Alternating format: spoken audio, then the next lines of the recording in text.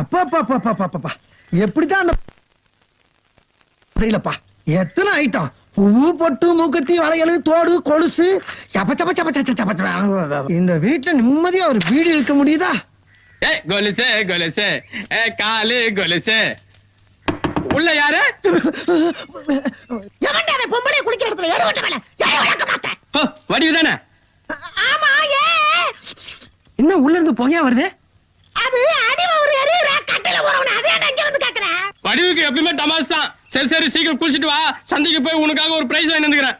இரு வர்றேன். இவன் வேற நம்ம பின்னால. இவனை நம்பி இந்த வீட்டுல ஒரு இடத்துல நிம்மதியா சாமி. ஐயோ